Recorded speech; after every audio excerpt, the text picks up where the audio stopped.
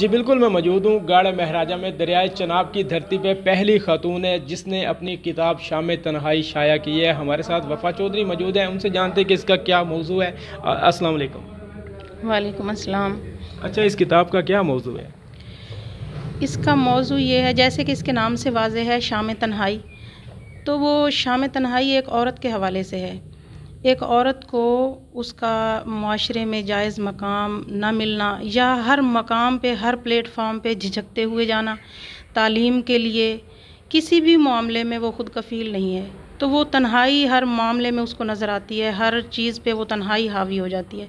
हम तालीमी इदारों का इंतखाब करें, पढ़ने के लिए आगे बढ़ें, तो हमारा साथ देने वाला कोई नहीं होता। अब ये किताब मैंने लिखी है, शाया करवाई है, लेकिन इसको भी जो साहिब शऊर लोग हैं वो समझ सकते हैं। इसके अलावा बहुत लाइटली मतलब लिया जाता है कि किताब है क्या है। जब से ये तूफ़ान आया है मोबाइल के नाम का, हमारी नस्ल नौ को इसने हटा दिया है किताब की तरफ से, जबकि किताब ही एक ऐसी चीज़ है जो हमें वापस रूह की शादाबियों की तरफ ले जा सकती है।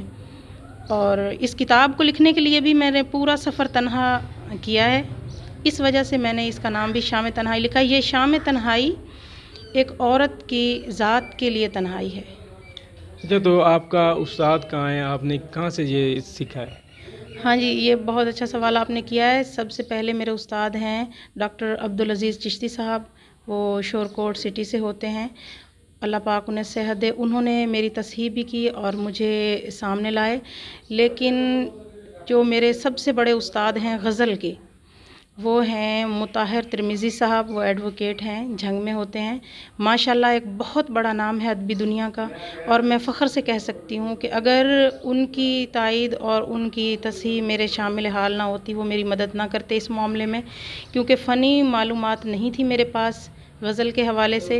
उन्होंने मुझे बड़ा नॉलेज दिया है और इस किताब को शाया करवाने में मेरी बड़ी मदद की है। अगर वो गज़ल के मामले में मुझे सामने ना लाते, मेरी तस्हीह ना करते, तो शायद शाम तन्हाई आप लोगों के हाथों में ना होती।